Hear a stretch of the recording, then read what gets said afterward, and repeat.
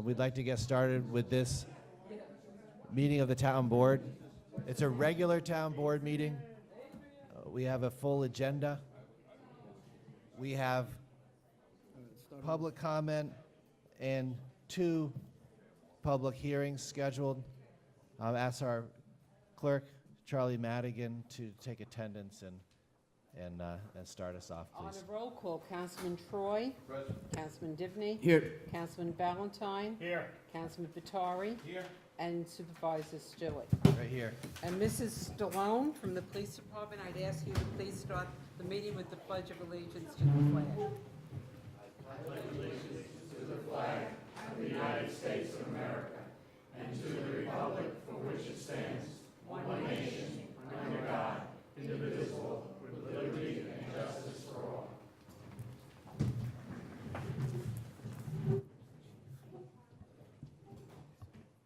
Thank you.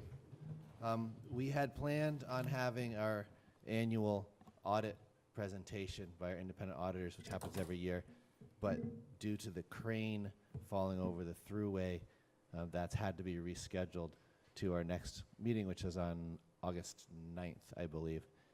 And with that, that probably explains why Chief Nolte's not here. We're also going to do a memorial to police officers killed in the line of duty, but we'll wait for our police chief to get here to do that. So with that, I would like to make a motion to open our public comment period. Do I have a second on that? Second. From Tom, all in favor say aye. Aye. The ayes have it. Thank you, Esther, for bringing me the sign-in sheet. I will use that. There are about 6 people signed in, and then by raise of hands, bearing in mind that at 8 p.m. we have a scheduled public hearing about the park policy, which we'll need to cut over to. And I'll thank anybody who's speaking to respect the clock and the other people who might want to speak, and the town board will respond once everybody's finished talking. Our first job is to listen during public comment. The first person signed in is Ruth Weber. Ms. Weber? Well, Chief, after Ruth goes, go, Chief. Ruth Weber for the Upper Grandview Association. Welcome. Supervisor Stewart and Orangetown board members, at the last meeting we lamented the sellout of our hard-won and dearly paid for and greatly cherished Clausen Mountain Park's greenbelt by the board to mountain bikers, mainly from other counties and states. Since then, the county foils officer forced the town and county parks department to release hundreds of clandestine communications regarding the ill-conceived mountain biking project, which was withheld from taxpayers for a month, indicating that the mountain biking effort was initiated by our own supervisor and parks director, Andy Gorton, as early as November 2015.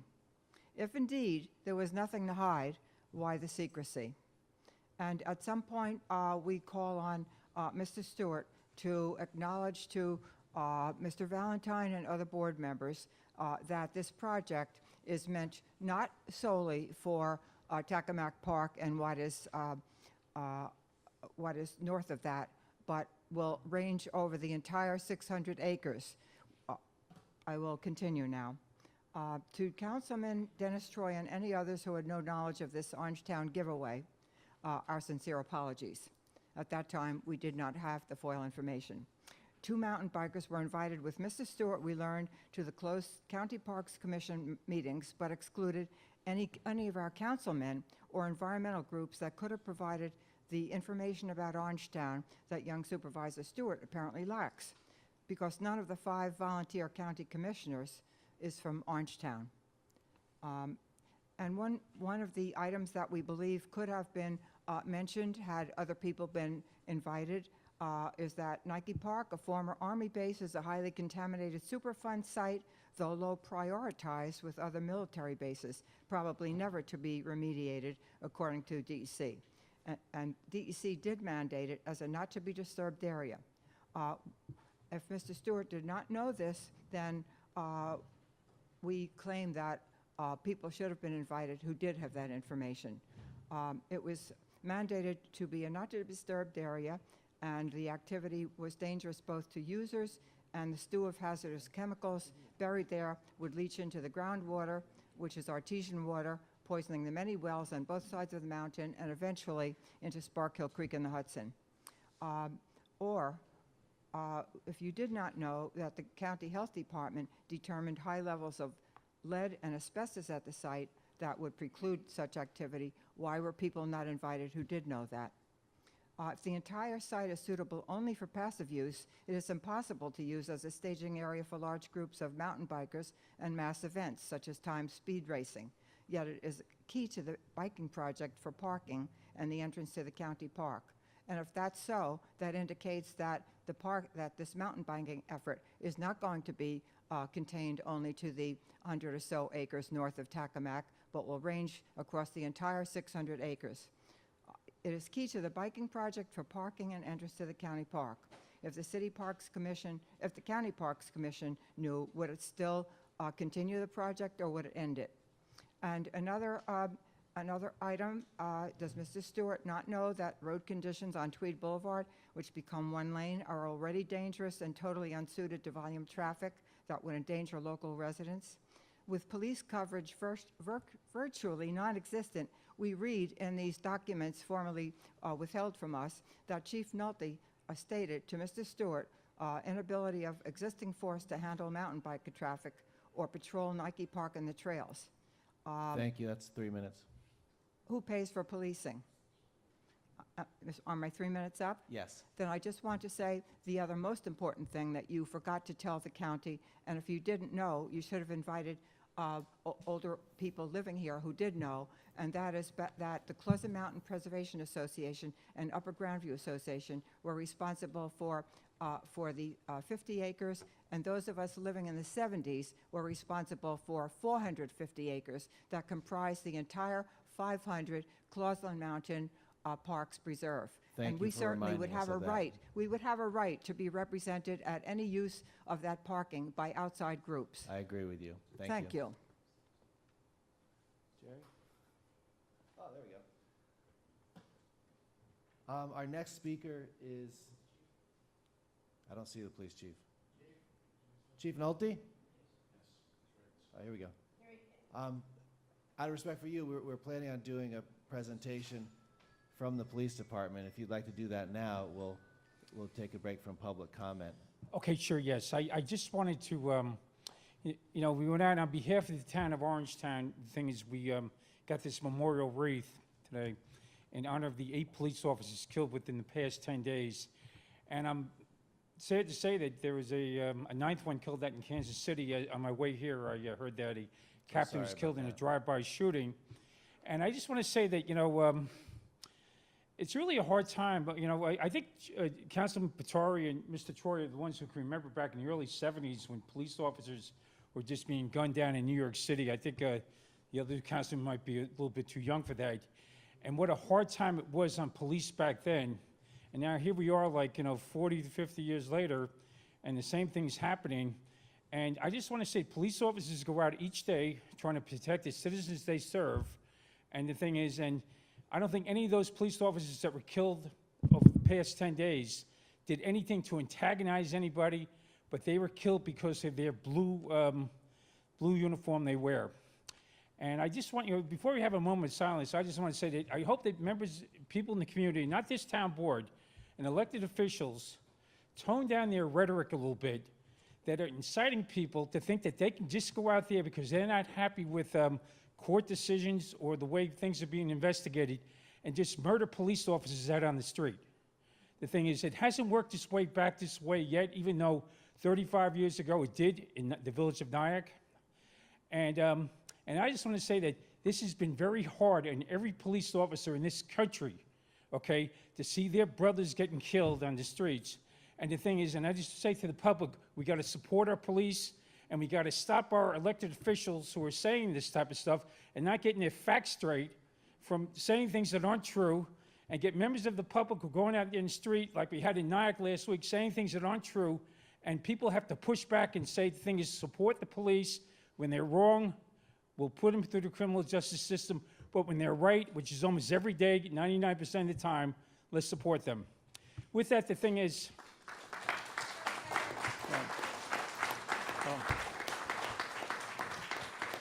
I say, your police officers here in town are very upset by what happened. Even they're asking me about getting more training for weapons and stuff, and I'd rather do more training on community policing, not having to teach them how to shoot patrol rifles better, and that's what we'll do both. But the thing is, this is the environment we live in. So with that, the thing is, I thank the town board for their support and the community for their support of the Orangetown Police Department, the police department here in Rockland County. And I'm not going to say all their names. The names are on this wreath up here, which will eventually appear at our monument over in Town Hall. But I'd just like to say on behalf of the police department, thank you for letting me do this tonight. Thank And you, we'll put Chief. this over at the monument. And could we have a moment of silence for the police officers of America and the ones who lost their lives within the last 10 days? Absolutely. Let's all join the police chief in a moment of silence.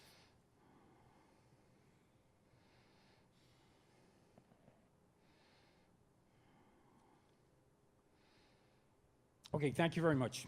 Thank you, everybody. Thank you.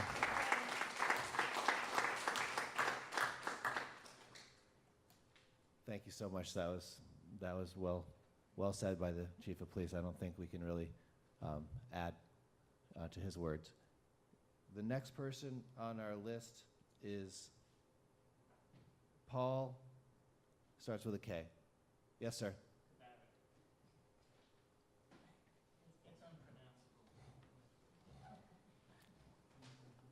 I'd just like to speak about the proposed trails on Clausman Mountain. Sorry? Okay, I'd like to speak about the proposed trails on Clausman Mountain, and I'm concerned about fragmentation, which leads to environmental damages.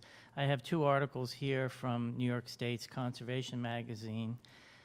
One is about the turtles of New York State, and one is about salamanders. And in both cases, here's a paragraph here I'd just like to read. Although a turtle shell may protect it from many predators, it does not protect against cars and trucks, which crush many individuals each year, especially females searching for a nest site in the gravel along roadways. Combined with habitat fragmentation by roads and developments, this has led to significant declines in many turtle populations. A similar article, again, I'm just trying to make it known on the dangers of fragmentation. Another article in the same conservation magazine about salamander species indigenous to New York State, often associated with aquatic environments such as streams and lakes. 10 of New York State's 18 species of salamanders are more at home in woodlands and temporary vernal spring ponds, spending much of the year great distances from water and even hibernating in upland forest soils.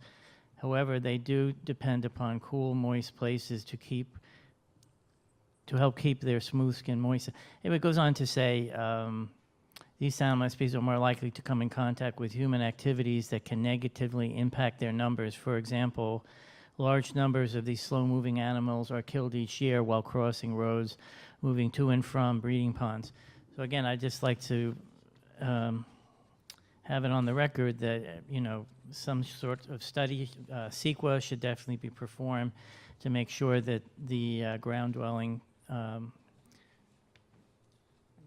species are not affected by trail fragmentation. Thank you. Thank you. Laura Passanel, please. Welcome. Okay.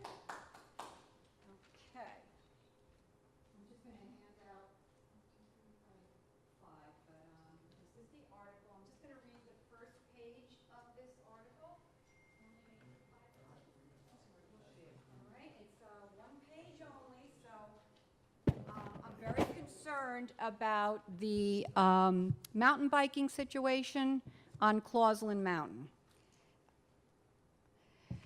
All right, this is a study from the Sustainable Energy Institute. Okay, science proves mountain biking is more harmful than hiking. What I'm going to read is from Michael J. Vandeman, who's a PhD, who reviewed this study, and this is what he wrote. And this was done July 3rd, 2004.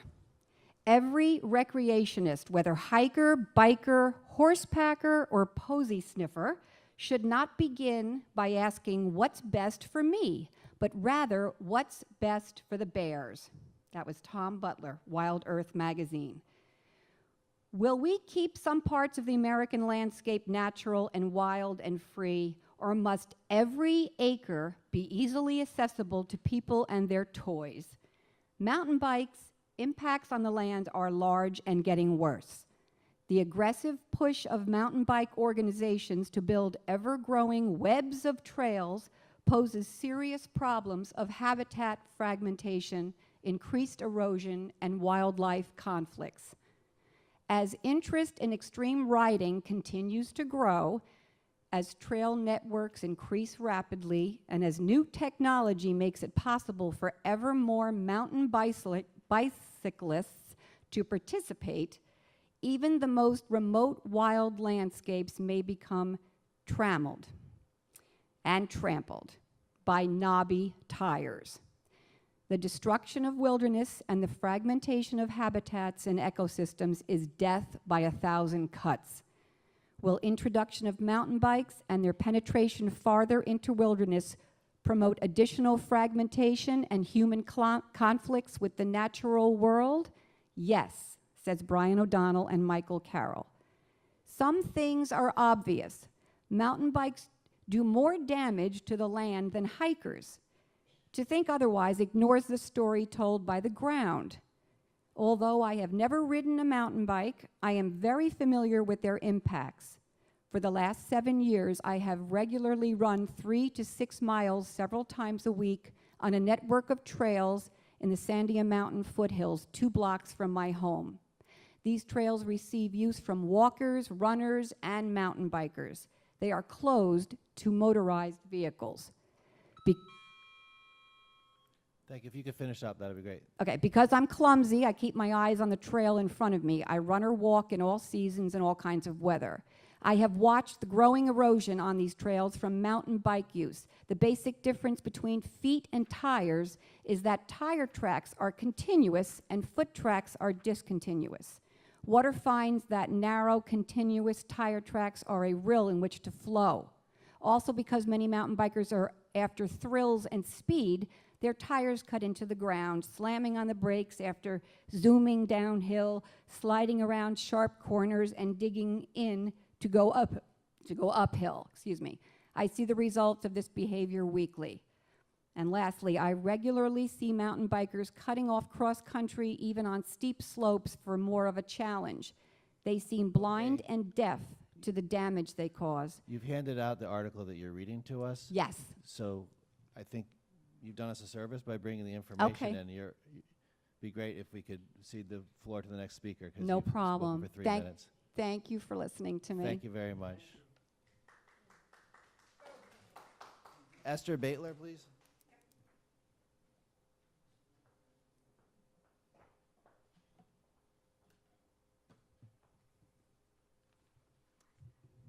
Good evening, Supervisor Stewart and town board members and John Edwards.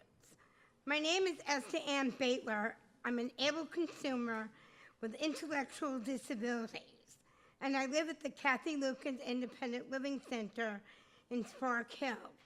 Tonight I'm here to address the town board about giving people respect when they get up to speak. They should not have to get off the podium until they are done addressing their issues. They should be allowed to speak until they're done. This is important. I've watched all of you on TV on 78. People that come here have a right to speak. They shouldn't be stopped. They should be listened to. And I've seen this happen where people get cut off in the middle of speaking on their issues. That's not appropriate. I know who you are, and I'm urging you people to stop this. It's not right. In Clarkstown, they get more time on the podium. It's not right to say, oh, you have to hurry up and finish what you have to say. The other issue is I'm tired PS&G known as Orange and Rockland, going onto people's properties, trying to cut trees down without prior consent or permission. I will not sit back and watch this happen, especially at the Kathy Lucan Living Center, where I've caught them trying to do it until I told them that this is private property, they don't belong here. And the venture board should really put a stop to it. We have good landscapers who know what they're doing because I keep an eye on them. And when I ask our venture maintenance people to get work done, the answer now I get with respect is, yes, Esther, I will cut all the trees down and trim them to the way you like it. I want to thank Dennis Troy and the board for taking an affirmative stand, because they know that when HUD came, we were cited. And now they're on the ball. And I really feel that Vinnie Solar, who's head of maintenance at Venture, deserves a raise in salary. He is a gem, and I think the board should acknowledge that at the Venture board meetings. Whenever I need him, he's there on the board without any nasty attitudes. Thank you, And it's Esther. only because I live there. Andy, can I please finish? This is what I'm talking about. We do want you to finish, so Respect please for do that. older people and seniors. The other thing I'd like to discuss is the sidewalks on Route 340. Number one, they were supposed to start with the agreement of $725,000 that was given in a grant. They were supposed to start across the street from Stack, going to the Mountain House. There are no sidewalks. I find myself having to walk in the middle of the road to get to the Mountain House. I'm not going to tolerate that. It is dangerous. And I'm asking the highway people to please do the right job. They were asked to start at Stack. That's where it should have started. We'll get a I report on see the the sidewalk people from not our highway working during the department. week. It's not right. I now have to stand in the middle of the road on Monday across the street at Dominican Convent to get the bus to work. That's dangerous.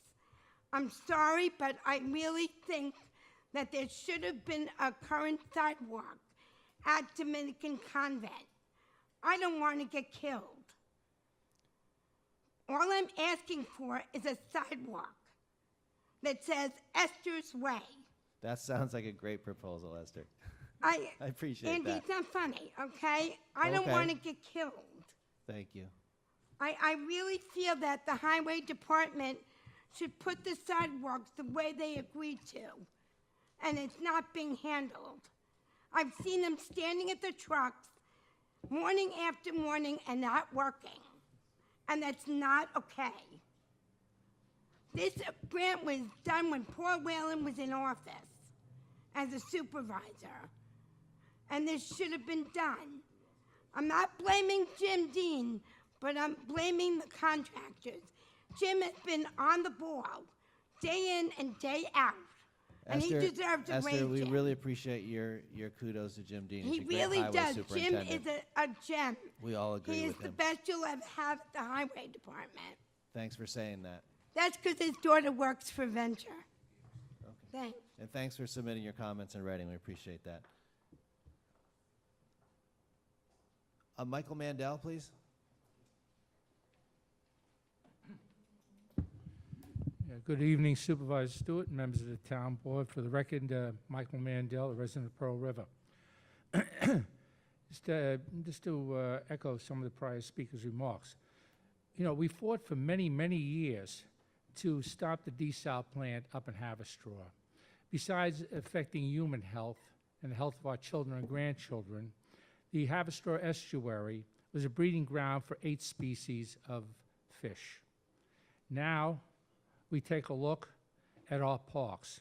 We must preserve our green belts. That includes Causland Mountain, Nike Park, Tacamac Park. These are town parks. Now, we must preserve the habitat for our native species of plants, animals, and birds. We've been destroying their habitat over years as we see wild turkeys walking down the street, deer in our backyard, just to name a few. And if we don't do something now, it's just going to be worse as we go down the road. All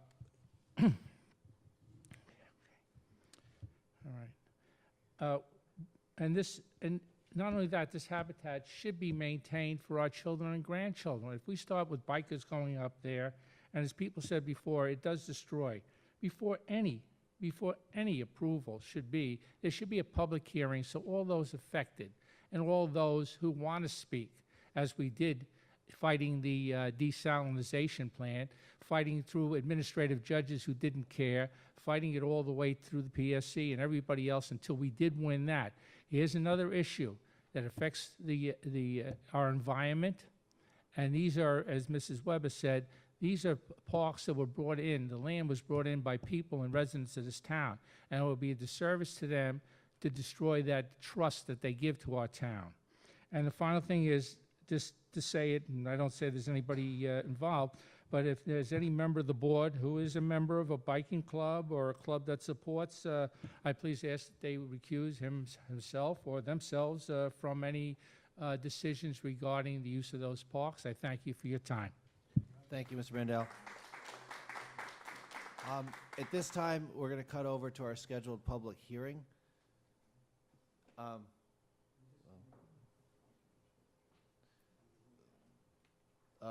Do we need John here?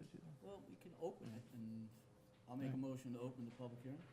I second the motion to open the public hearing on, it's on the proposed law regarding park use.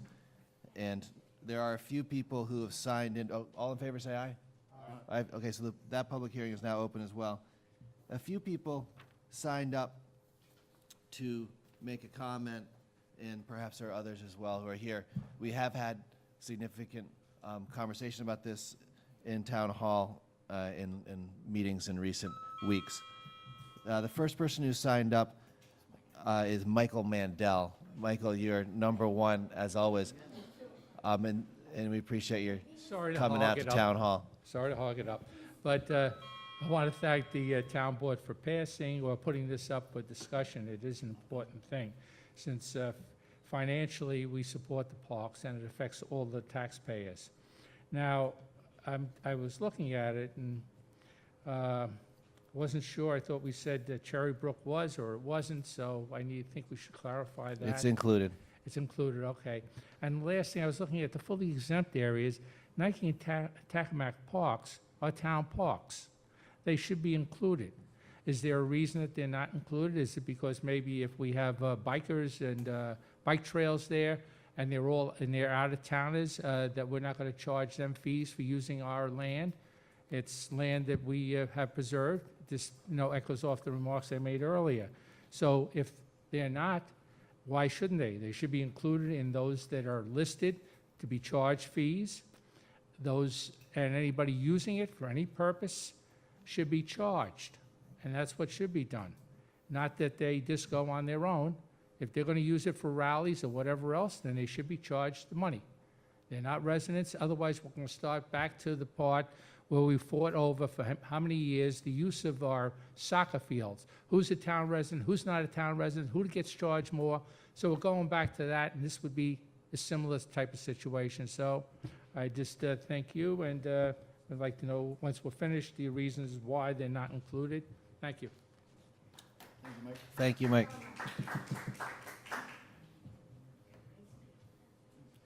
Margaret? Sorry, you're going to have to help me out here. There's a Margaret signed in. I can't read the writing, but it looks like it. So if you would like to speak. 10 Blauvelt Avenue? 10 France Avenue, 10 New York. Yes, that's it.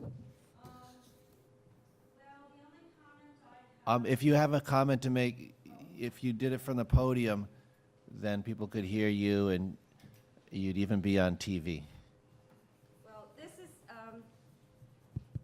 this is impromptu, but I I work with the Daughters of the American Revolution. I was president of the Children of the American Revolution. And my husband worked in Parks and Recreation for 10 years, as well as the Jewish Center in New Jersey.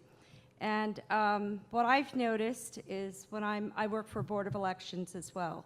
What I've noticed is that the parks here are different than the parks I grew up in Clarkstown. We don't really have a resident park with a swimming pool. And so I voted several times for a swimming pool. And I've mentioned to different people about constructing a swimming pool in the Veterans Park or somewhere for the residents, as we do have in our other part of our county, in Rockland County. We have Germans and Memorial Park.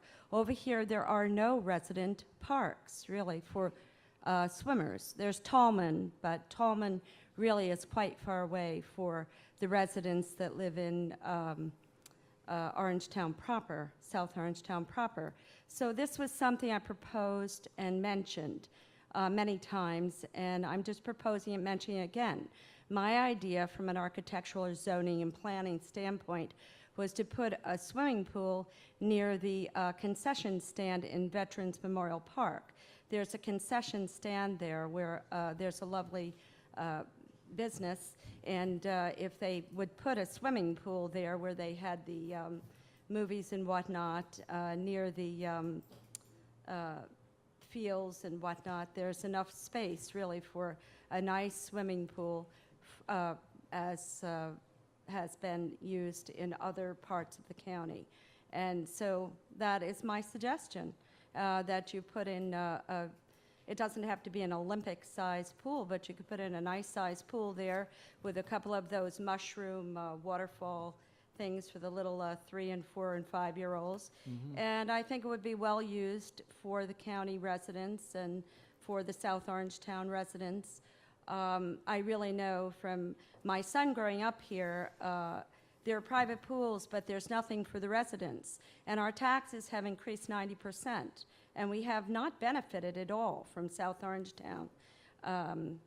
You know, we went through the 9/11. I was a teacher for 25 years, and I haven't seen any improvements here.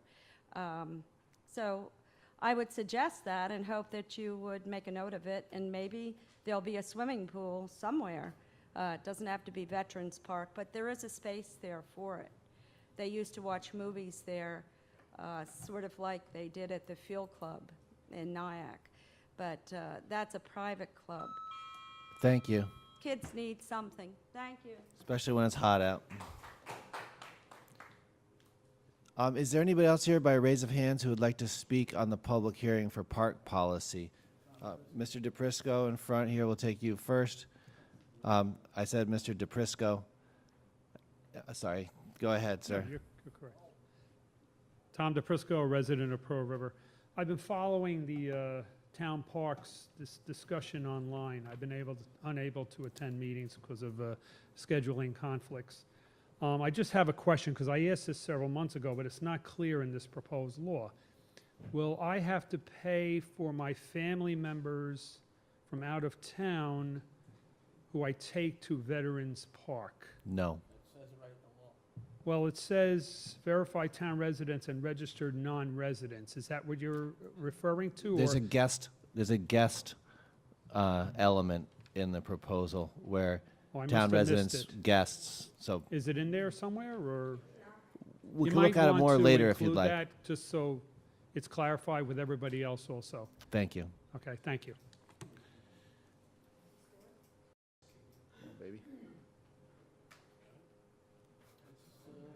Tom, it's the third paragraph. Um, It starts with non-resident. over here, Watson Morgan. I see her hand up, and I'm picking at people who haven't had a chance to speak yet, Esther.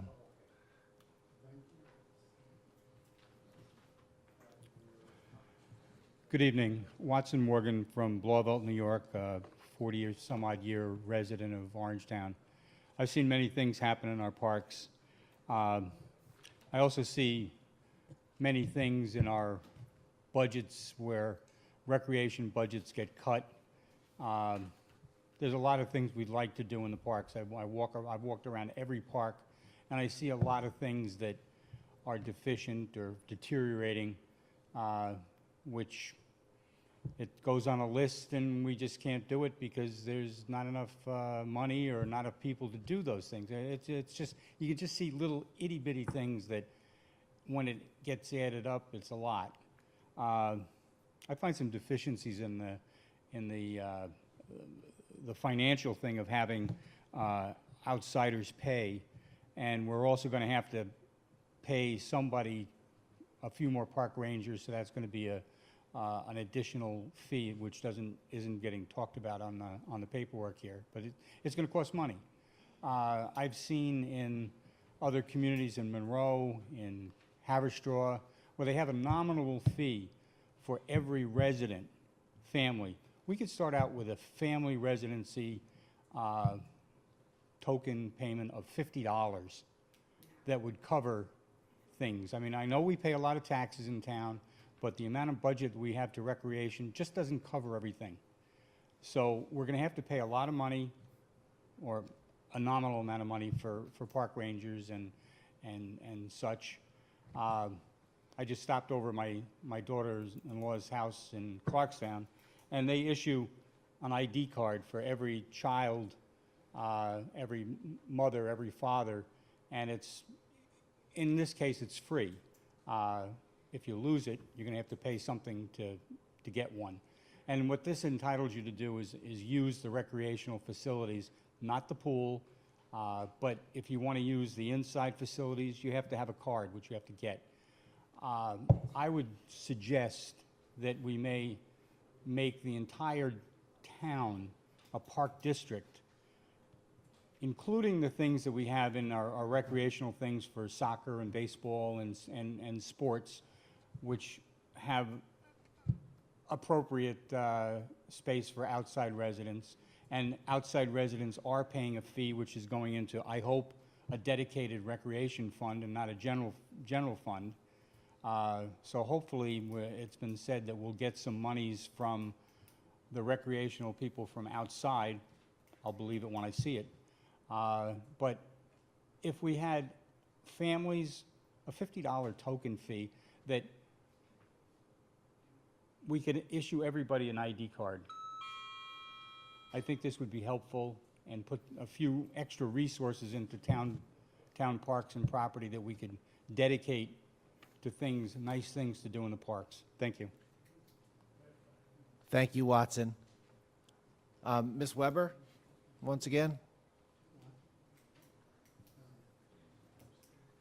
Just a quick comment, a piece of information on the request for a swimming pool. I think most of the board members remember just a few years ago, under the tenure of Tom Kleiner, there was indeed a referendum petition for a vote on a swimming pool, and it was turned down by 80% of the voters at that time, because many people had private pools. There was the Tolman pool, there was the South Orangetown pool open to the public, there was also Pearl River pool, and it was decided that it was redundant. So I don't think we should put the taxpayers to the expense of another election when it was so recently defeated. And one other thing about the existing parks, which you were discussing before, there is a piece of repair that's urgently needed and has been neglected for years, and that is the repair of the Army Can I ask you a question, ma'am? Since this is a public hearing about a proposed park policy, Yes. and you asked to speak on that topic, do you have anything to say about the proposed park policy? Well, I think the park policy should be to keep it up and prevent fires, young people, teenagers from going out on the rock. If the Nike Park were secure with the chain link fence that the Army originally put there and not allowed to deteriorate, the teenagers have cut a hole there. They go out on the rocks and drink, and that caused the huge fire that virtually lapped at our doorsteps. So that's a delinquency on the part of the Parks Department. I'll just remind when we're having a public hearing about a proposed policy that's written and it's available for people to look over, we're collecting comments specifically about that matter. Is there anybody else here who would like to speak to the question of the proposed park policy, which involves fee for non-residents, exceptions for guests, and so on, by a raise of hands? Okay, not seeing any hands raised. I have a motion to close the public hearing from Councilman Divany. We hear a second from Councilman Batari. All in favor, say aye. Aye. The ayes have it. I've texted our town attorney. I can't. Oh. Can you just, Eric, would you do me a favor and get our town attorneys out here so that we can have them involved directly. Now, thank you, John. Public hearing. So we did the, trying to see where we stand as far as public hearings go. We opened the public hearing, we closed the public hearing, now we gotta make a motion. Well, does anyone wanna discuss it before we designate this?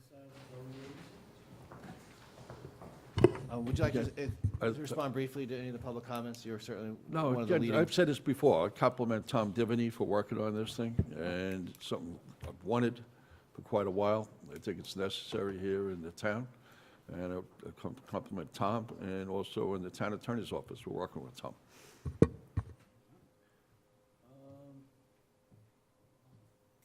was a question regarding Knight Park and Tacamac Park, Mike. No one asked. The inclusion in the fully exempt areas wasn't so much regarding bikes, because, I mean, the God honest truth is, I've never really knew about the bike suggestions, and I don't think anyone except for Andy did until, you know, it was brought up at the last meeting. No one on this board, besides the supervisor, has met with this group, at least that's my understanding. I have no intention of making any deals with any bike group without having a public hearing on it or whatever we have to do and letting the public weigh in on it. But it was more about, it's a hiking trail, you know, it's part of the hiking trail and the long trail, and it would be almost impossible to enforce that. You know, I would love to do it, but I just know the enforcement would be almost impossible. So that's the reason we had it there. And then Bronsdorf and Borst, we took certain money, so that's why they're there. And then the Clark's Trail is the state trail, so those are the reasons those are out of that area. Well,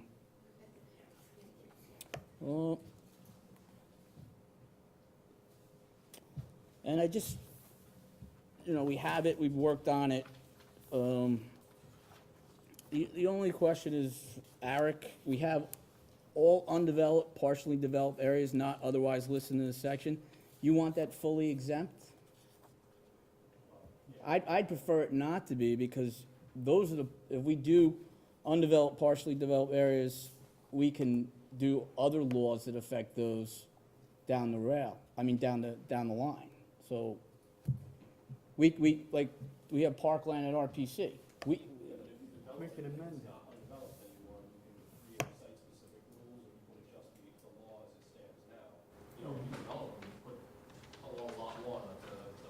But why wouldn't we just put that in the other column, so we don't have?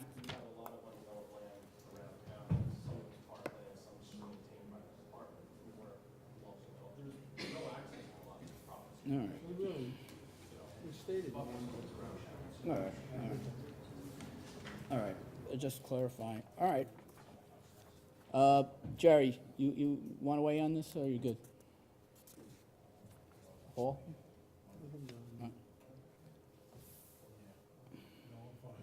Just to finish off the conversation, then I just want to recognize Councilman Divany and specifically that the policy proposal has changed. It's become more affordable, and I think it makes more sense. And it's certainly allowing town residents to bring guests, as the question was raised earlier, makes a lot of sense. And other modifications bring it to a place where I can vote for it, and that's appreciated. It creates a certain burden on the park system. I know our park superintendent and his staff are up to it. It's not a bad thing to have rangers out there and boosting their hours a bit to provide further monitoring and control. Is good for this policy, and it's good for safety and preventing vandalism and the kinds of things rangers are always doing. So I think there's some side benefits as well. So that's a comment about this. Not seeing other town board members wanting to weigh in right now. Perhaps Just Councilman quickly, Valentine. I want to also thank Tom Divany for proposing this. It was a fluid law that took a lot of crafting to get to where it is, and I think that where it is a very good place for the town. It will protect the residents while still giving the residents free access to the parks with their friends and relatives who are visiting with them. So I appreciate all the work that you put into it, Tom, and the town attorneys who worked with you on this, and I was happy to be part of it, so I'm happy to vote on it. Thank you, Paul. We have a couple of votes to take on this matter itself, and then we have the rest of the town board agenda, and we also left our public comment. There's a Right, couple so- more people hanging in that, and we have another public hearing, and I'm trying to remember when exactly that one's supposed to start, because we want Right to stay on after this schedule one. with that as So, well. Let's make a motion to designate the town board lead agency I'll second that. All in favor, say aye. Aye. and a neg deck under secra. That's part of that, so you making that motion? All right, oh, it's one motion. Yeah, I The think, lead agency and neg deck. Who wants to make that motion? you just did. All right, I'll make that motion. I heard a second over here somewhere from Troy. Dennis, All in favor, say aye. Aye. All right, and then now it's all about just, John, you got to weigh in or no? Just some very minor technical points in terms of sections sequence. It seems to me that what you have as section 7A 13A probably ought to be section 7A 13A. All right. That's on page 3, Charlotte. Yeah. 7A 13A Then go back, to 7A 7A-0, and make it 7A 13B. B, That's on the second page. and then change down within that section, areas subject to the above law, say something like the within law, The within law, all right. okay? And strike the reference immediately above it that says attachment, because the fees are Okay. actually within the law, not an attachment or a designated attachment. Is that it? That's as far as I'll go. All right. All right, so let's let Tom explain that to Charlie.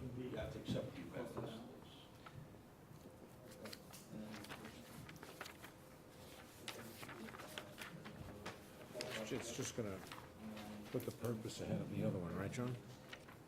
I'm sorry, It Jerry. just puts the purpose at the beginning. It moves the purpose Right. up to the beginning. Okay. Yeah. Probably. So we need a motion to adopt the law as amended. All right, I'll make a motion to adopt the law as amended. And I'll second it. Second for Valentine, all in favor, say aye. Aye. Aye, the ayes have it. All right, now we have the next public We hearing. but- haven't, thank you. So, the other public hearing to get started on, and although we plan to continue it, No, they can still- is the public hearing on use in bulk for churches and schools. There are 2 individuals signed in for that. I'll make a motion to open that public hearing. Do I have a second? Second? Second from Divany. All in favor, say aye. Aye. The ayes have it. Mr. Michael Mandel.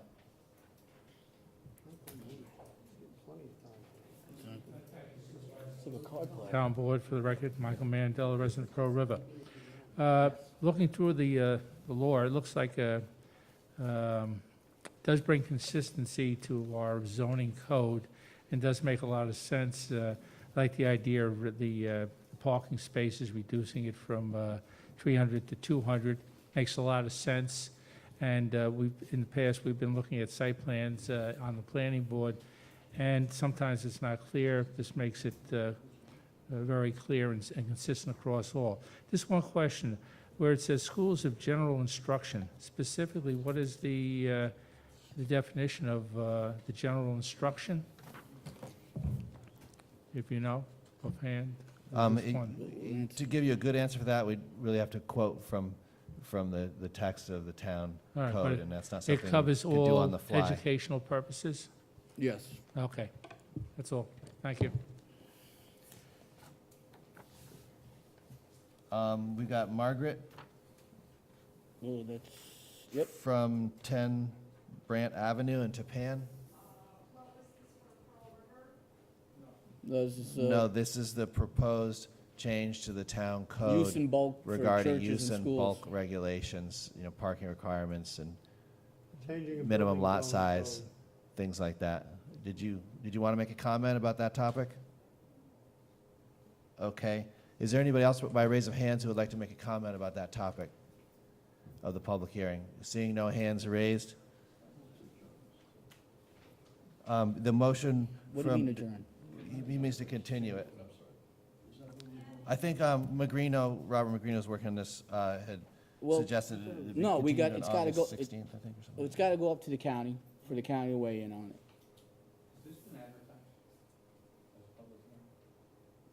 It should have been advertised, I mean,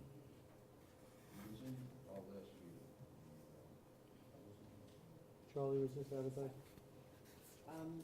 Not sure how it was this advertised as a proposal of the law for a public hearing. I think it was mentioned in an email, but I don't know if I have. So why don't we defer further action on this until we make sure that the public hearing, which we were going to continue in a future meeting anyway, is but, I mean, then advertised we're correctly. losing, all right, whatever.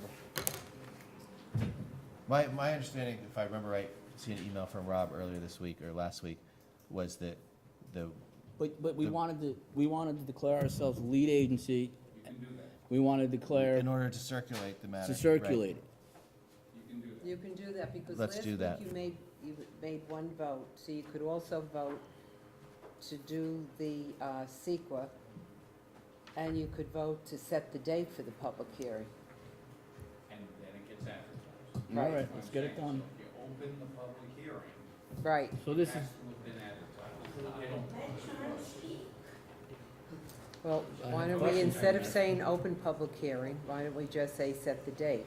yeah, so that, it's not a public hearing right now. All right, so a motion to set the date for the public hearing, far enough out for the circulation to take place. So we have meetings on August 9th, August 16th.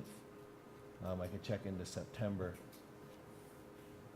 But 16th is the regular town What- board meeting. it's not, but, yeah, it's gonna be, why don't we just do it for September, because it's not gonna make sense to do it August. Well, you have 30 days for county planning department to submit comments prior to enactment. I'd rather do September so people don't come out and then find out they have to come back.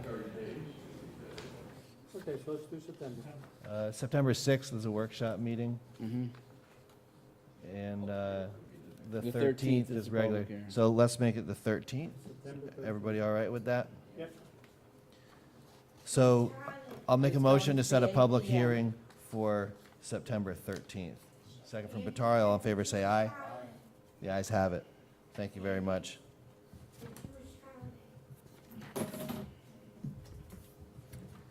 All right, let's go back to the I'm public not sure which portion. holiday that is, but we'll certainly be having town board meeting that night.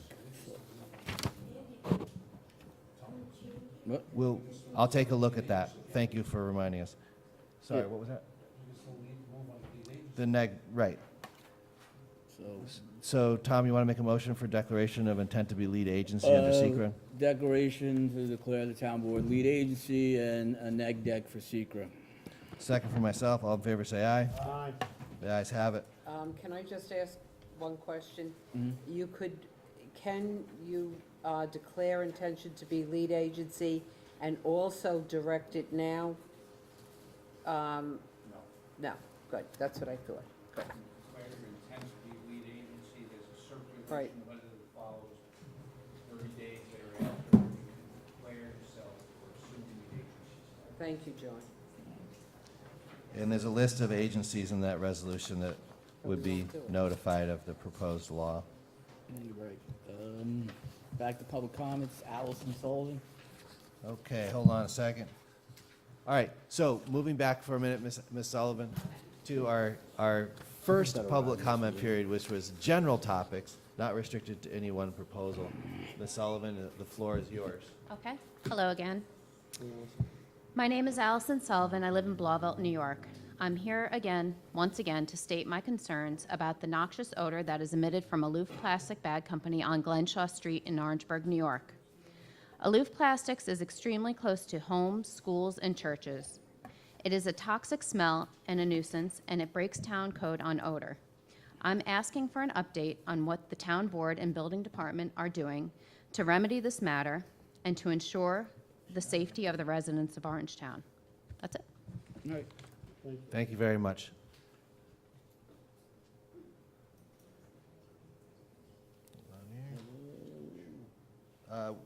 Let's see, once again, Margaret from 10 Brant Avenue, also signed in.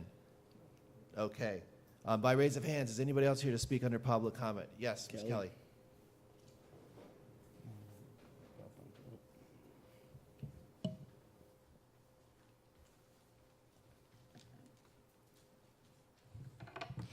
Good evening, gentlemen.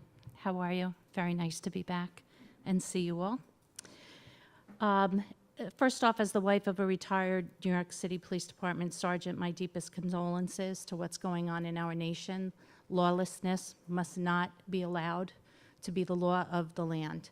And I think as community members, we have to show our support of police of all jurisdictions, but especially here in Orangetown. So I appreciate the moment of silence today. Secondly, my husband and I were able to go to the Friday night concerts. They were fabulous. Kudos to the Parks Department. They were really very, very nice. So my questions here tonight are very simple. I'm hoping to receive some simple answers, but factual answers. First off, with Inelitech moving out of our community, it gave our town a well-needed break to dedicate the time that we really needed to hone our codes to reflect new technologies, the importance of size and scale of manufacturing, and a complete list of substances that are carcinogenic to us, the members of the community. This is near and dear to my heart, and we have to do something. I would like to know the status of the amendment that has been in the works for months now that will ban the manufacturing and certain scale production of BTX within the confines of Orangetown. I know people are working on it, but working on it doesn't produce answers, and it leaves us in limbo, especially with some large properties that are open. So I'd just like to know what the status of that is, please, when you respond to our comments. Secondly, I'd like to build upon a little of what Allison Sullivan said about Aloof Plastics. I had found some air quality testing and monitoring information from our neighboring state of New Jersey, and I was able to send it over to Councilman Divany, who I'd like to thank for always being very receptive of emails when I send them to him regarding information that I have, so he could share it with Councilman Valentine, because I know it was very frustrating that you were unable to find anything about monitoring the air over at Aloof Plastics. But it seems that our neighbors in New Jersey do this at their own state facilities and could be helpful to us. So knowing that, and knowing that the performance standards that we have here in Orangetown, specifically 4.1 and then 4.182, that bans noxious odors already on the books, why is Aloof Plastics continually being allowed to produce these noxious odors that are really infringing on the rights of residents who pay a lot of taxes to be able to be in their backyard, but cannot because of the smell emanating from this company?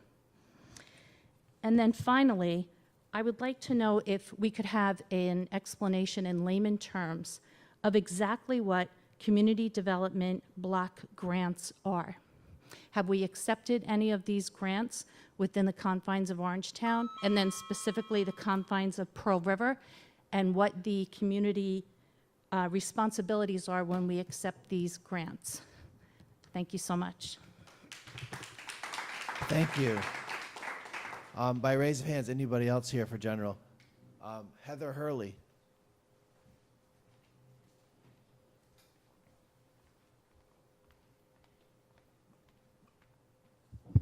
Good evening, Town Board. Heather Hurley, Pearl River. This is the third meeting in a row that I'm asking this question, and I'd like to have an answer as to what action the Town Board will take as it relates to a town code review. I watched the workshop meeting from last week, and what I would like answered is if this board is prepared to enact a moratorium for processes on future proposals and expansions in Orangetown involving chemicals, biofuel production, and other such processes if a proposed review takes place. Tonight, please do not ignore this question for a third time. Again, as I've stated at the last two town board meetings, some of you agreed that the BTX amendment should get passed first and foremost before an entire review, and I'm asking again, what has changed? With that said, on behalf of the public, I'm requesting that all land use meetings which involve any manufacturing processes specifically located on the IRG Pfizer campus have Town Hall serve as the venue with televised access. This request is so that all residents have access to viewing what manufacturing uses may be planned at that location, especially since this property has been marketed to cater to the biotech industry, which includes chemical manufacturing and also involves organizations which hold meetings that are not open to the public, such as the REDC and the IDA, which help to foster the growth. It is also important for the public to have access to these agenda items when many of these courted companies are associated with the Startup New York program. The focus should be on clean ratables and not turning that property into a chemical plant. In addition to these issues, I would like to ask once again that there be a public presentation regarding the federal pedestrian mobility grant that has been handed down through the state for the Middletown Road stretch in Pearl River. What type of grant is this, and is it affiliated with HUD? Because many of the HUD grants tie in the DOT and EPA funding as well.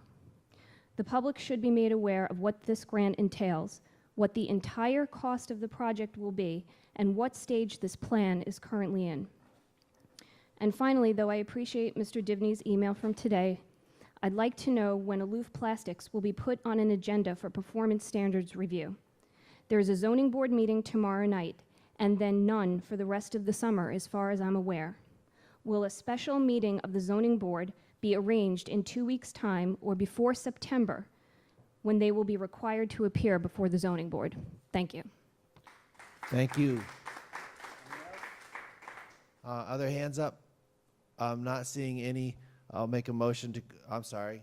Is your hand up to speak? Then come up to the podium. And then we'll actually ask our building and department director, John Giudello, just to give us an update on Aloof. What were you going to respond to? But I think we're going to want to hear from John. Go ahead. Hi. Hi, my name is Barbara Dello, and I want to apologize because I didn't plan to speak at this meeting, so if I'm not so well prepared, please bear with me. I agree with what the previous speaker said about televised of the land use and other such meetings. I think it is very good that the public be aware of what's happening in our town, because you know, it affects all of us. But I also, and clean ratables we all want. But I also want to ask everybody, both the people on the town board as well as the public, to keep reasoned minds and a sense of balance in planning development. I recently have become interested in the town code and learned that not only can you not have clotheslines, or there are regulations on all these clotheslines, but boats in the driveway are problems too, and that there's a lot of burdensome regulation, and there's also a lot of more, and as a nurse, I know about federal regulation. And at some point, regulation becomes unduly burdensome, and not only does it affect the public, like me with the clotheslines, but it also affects businesses that want to come here. And so while we have to be wise, we have to both protect the citizens from real dangers, and we also have to not create such fury and panic in the public that we drive away all businesses, so businesses do not want to settle here. Because if we lose Pfizer, that will have a tremendous, I mean, we are going to lose Pfizer, and this is going to have a tremendous effect on our taxes, which will hurt me, and it will hurt people who have less money than me even more. And, you know, it'll hurt seniors a lot. And so we have to be wise, and we have to look at each regulation to make sure that it's necessary, that it's for the well-being and safety of our citizens, and never fall into scare tactics, either for political reasons or just because it's easy to get worked up about things. I mean, I myself am a very nervous person. If my child falls down, I'm to the emergency room. The doctor says to me, calm down. So, oops, I'm sorry. Thank but you, that was a anyway, very good comment. I think, do you understand what I'm saying? Yeah. Okay, Yes, thank you. Yes, I think that's a great reminder for all of us. Anyone else for public comment? Seeing no hands up, I'll make a motion to close this public comment period. Do I have a second? Second from Councilman Divany. All in favor, say aye. Aye. The ayes have it. I know the town board would like to respond to various matters. While we do that, if John G. can just come up, the head of our building department, because you can, to be ready. Excuse me. Jim Dean is here as well. Councilman Divany, would you like to respond first? Sure. Aloof, I mean, John will tell you in a second, they have been cited. Their summonses, they're getting pulled in front of the zoning board to review their performance standards. I actually agree with Heather. There should be a meeting. I think we should have a meeting of the zoning and planning board in the summer, in August. I don't know why during building season, this board does not meet.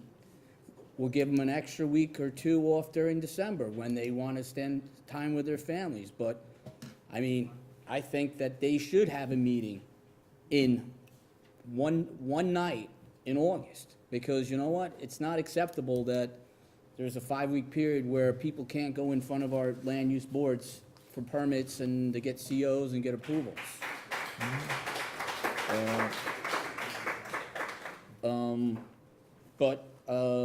You know, I think if you smell something, if there's odors, report it. And John's department should file the complaints and make them come in front of the justice or the authoritative body that is in charge of it. I mean, if they're breaking town code, they should be held responsible. As far as, Kelly, what you had to say, I've done my research, and I have no problem putting BTX in that list of banned chemicals. The problem has been and will continue to be is the scale. I still don't know how we're going to work that out. I've looked at it. I thought maybe, you know, a compromise would be it's allowable for laboratory and demonstration, but pilot and commercial, then you'd have to go in front of maybe the town board to get for them approved. But like, I don't know what the number is, and that's the God honest truth. I'd go back to Andy's law that he proposed a year ago and just do that right now. But the scale has been hard because, you know, there's articles about scale. There's really no articles about what is acceptable scale. What is, you know, like that article, I think it's the Zeaton article, or It says what scale is, but it doesn't say that this is acceptable for this. It just says what it is and what the, the tables are. And like, this is what is allowed in laboratory, this is what allowed in pilot, this is what's allowed in demonstration, this is what is in commercial manufacturing. That's what's defined in the article, but there's nothing in there that goes into, how to determine what's acceptable. I did state last week we should get someone to revise this code immediately. $100,000, let's get someone in here. Let's just get it done. A couple weeks ago, I think we directed the supervisor's office to get an RFP done. Even if we wouldn't even need an RFP. We find someone that specializes in this kind of work and we get it done. Let's get someone in here. The bikes, again, I'll state Ruth and Mike, I found out about this a couple weeks ago. I've never met with any of the organizations. To my knowledge, the supervisor met with them. I'm not going to allow something like that to be put in there, without them coming in front of the board. They haven't come in front of the board, so, there's rumors going on. The town board sold everyone out, but not me. I don't think Mr. Valentine or Mr. Troy or Mr. Vitari, and what else is there? Do you want, let's have, while you consider your notes, have John G. just give a brief update on what the building department has done on the Louvre? Why can't we let all the board members speak and then we'll have John Because I speak? wanted to finish with the presentations and then everybody can address. There's a lot of topics on the table in here. But I want to add on to the thing about the mountain bikes. While we're on the mountain, I'm just saying that Tom brought up the thing about the mountain bikes. I think a key thing there with the mountain bikes is there an agreement that is going to be voted on by the town board? It's a thing where one of the earlier speakers who was here 2 weeks ago beat us up. The entire town board talked about infamies. Now, she called me up, and I called her back, and I was saying, hey, I didn't know anything about it. I said, you're attacking the entire town board. I don't think the other members of the board knew anything about this, all right? But my question to you is this something that you come up with the agreement, or then it comes before the board? Yes, let me, since we're on to the Because mountain I'm bikes, not John, if voting- you I'm not just hold on for voting for 1 it. second. But I didn't know if this is something we're going to vote on. So the status, the bike club has proposed to the state, the county, and the town to be involved in hiking trail maintenance and modification for bicycle use. The state has agreed and work has begun in the state park. The town has not agreed, and there has been no work in the town park. The agreement, if there were to be one, would be a matter for town board review, subject to the kind of discussion that takes place in this room. And so without going into a lot of detail, but there have been presentations at Blauvelt Library between the state parks and the community, and there have been documents shared, and I'm happy to share those because I've obtained them as well. So that's in a nutshell the status. So the answer is yes. The town board, without the town board action or agreement, there will be no agreement for Nike Park or Tacamac Park. And then if anybody's interested in learning more about what the bike club has proposed, not only are they presumably available to answer questions and have done that, but I've certainly started a file on the project and asked my own questions and obtained some information. I'm happy to share that with anybody. That's what I do. I try to find out what's going on and then provide information so the town board can make a decision. Right now, we're not being asked to make a decision, and it's not on any agenda anytime soon. While we're on the bike topic, and just to clarify a couple matters, any question, as I understand it, the basic proposal is to do some trail modification, and particularly in the state park, they actually build a trail for bike use. For Nike, I don't think they actually have proposed building any trails at all, but they want to be able to be involved in maintaining the existing trails, as I understand it. Any suggestion that there's any plan or approval of any large biking event or rally is purely fictional. The town board would have to, and the town parks department every event in a town park is subject to approval, and there is no such event that there's been no application made, and there's no real conversation about that I know of that's real at this point. My question yes, is sir. to follow. They met with the state and what have you, but can they do what they want to do without the town allowing them to use our lands? Well, they have already built a new trail in the state park. So the answer to that, that has happened.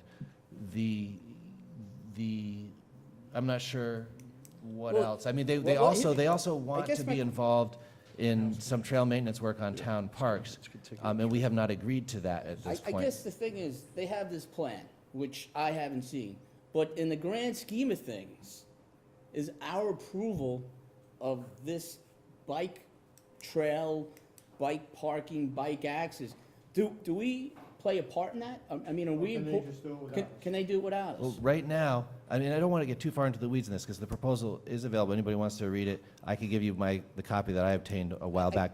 But right now, just as a point of information, bicycling is permitted in town parks, and there's no prohibition against that. That's So not the current- question. Okay. The question is, they want to make trails.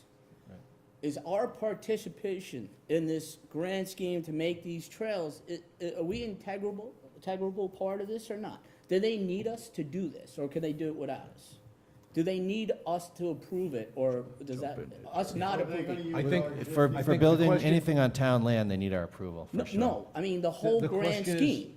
Do they need us to participate it, to do what they want to do on state and county lands? I think they do believe Then that why town wasn't it cooperation brought is to the important. town board before you sent them out to the state and the county? Because I didn't send them to the state and the county. Whatever, Those are- Andy. You meet Tom, with these people. You're No, no, making no. some sort of implication that I've No, kept no, information well, from you. the thing And I'm is, giving you when facts. was- You well, know, whatever, you can Andy, use conjecture to whatever. try to create No, straw to men me, if you this is want. something I would have brought to the town board before you started having meetings with these groups, to find out if there's actually support for it. But You because know you what, just. Tom? I want to explain something very simple to you, okay? Okay. When a town resident comes to me and says, Mm-hmm. hey, what do I need to know in order to think about this idea?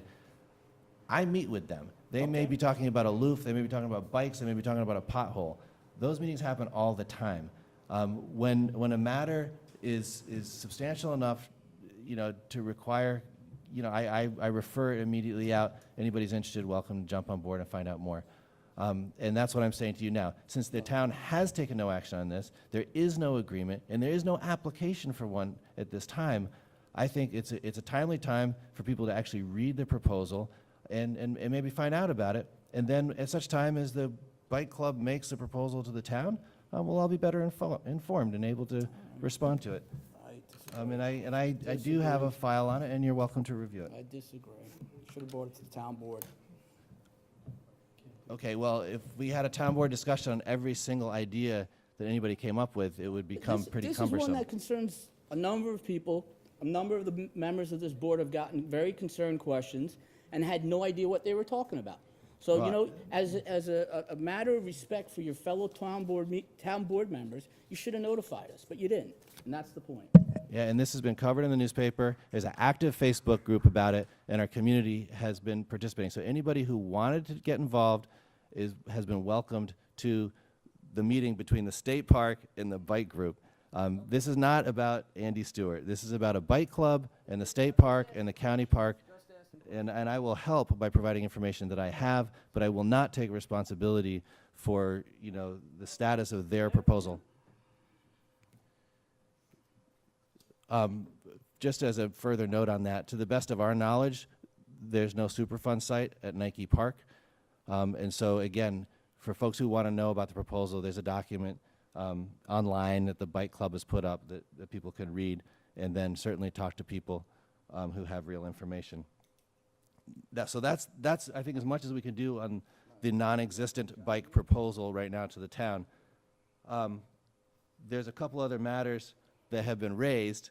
I did want John G. to just specify what had been done by the building department relative to Aloof, because I think that is an important matter, and we've all been concerned about their compliance with the town code as far as odors, emissions, and the complaints that we've been getting. Here's the update. I've been in contact with Aloof. I met with their engineer. He indicated that he was preparing the performance standards. He would have them in this week sometime. I had issued a summons for court because based on the number of complaints we received, and I've been logging them in, we have enough, I believe, evidence to take them to court and show that they are probably not in compliance with the performance standards based on the complaints. And that's where we stand right now. And I explained that to Mrs. Sullivan, I think, earlier in an email and also earlier this evening. Are they on an agenda with the ZBA at No. all for this fall? No. They need- they Have they need to made an make an application application. to be on an agenda No. for the They- ZBA? They need to make an application. So they haven't done that And they yet. haven't done that. So it seems That like they're was one of the dragging their reasons- feet, and so you're bringing them into court to try to press Correct. the issue. Correct.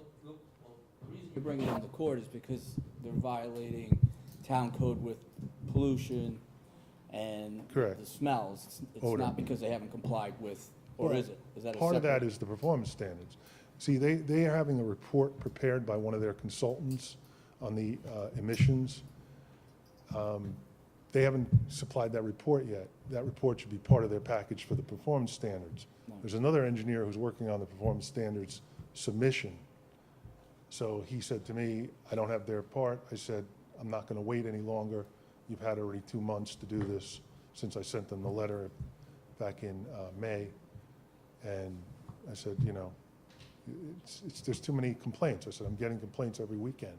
And if So- you get further complaints, you'll hit them with further summonses and, Correct. all right. John, I have 2 questions. Sure. Where are we at with the DEC? Because obviously the main concern is, Right. more than anything else, is I haven't safety. heard back from the DC, and that's what I said in my email to you today, that, you know, maybe she can answer that, person who's been involved from the DEC, Maria. But I haven't heard back. I know they had gone out there and done some tests, you know, but We did get, you know, Dr. Kelly did send an email to Tom, who sent it to me about how New Jersey handles it, but they have a state-run lab. yeah, I Is there didn't see that anything in New email. York that mimics that, or we have to rely on the DEC? Not that I know of. Again, I don't know. I can't answer Because that. I couldn't Can find you- a private lab, I tried. So, Can you forward that email? That would be great. I can, it was just, it really talked about the state and The how they state run. has a pretty comprehensive I don't think they rent monitoring themselves out. program. I'm sure. Who in- Point of order, the New York State DEC monitoring for VOCs Can't do is that. located 27 miles away. It's not comprehensive to this area at all. No one said it. Yeah. No one Okay, said it let me was. ask you a Listen, question. we just wanted a report back, and we Can you can tell continue the me conversation who offline. From New Jersey does the monitoring? It was the state No, I know, itself. but is it the DEP? Is it Department of Health? It's a pretty. They- Yeah. But I'll, like- I'll send you the email, John, Okay, because it that- was forwarded to me from Because if Tom. there's a certain agency, then I could reach out to New York's Yeah. sister agency. Now, I have and a try to see question. if they can do that. You're gonna go before the town justice, and we're gonna say we have 50 complaints of smells going on, and this time, and this time, and Correct. this time. What if they say it doesn't smell? Who says that, Aloof? Aloof. We'll I go mean, to- isn't smell subjective? Well- Do we have we don't have a sniff One meter of- one or of the something? things I asked one of the complainants is she would have to sign an affidavit because she smelled the odors on those days and those times. So she's going to swear that she did smell odors. And I can't because I didn't witness the odors. So, No, I'm just, out of curiosity, because I know, my office is there, and I could smell Bailey's, and I could smell the dry cleaner. all right. And occasionally, I do smell what I think is plastic, and it could be from Aloof.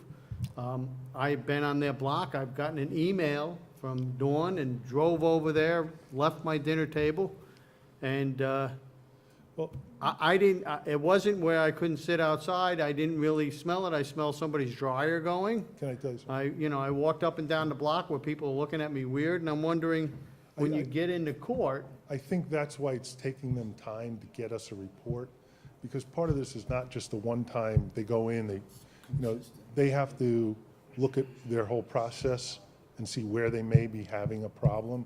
They've already indicated they fixed some ductwork that was leaking,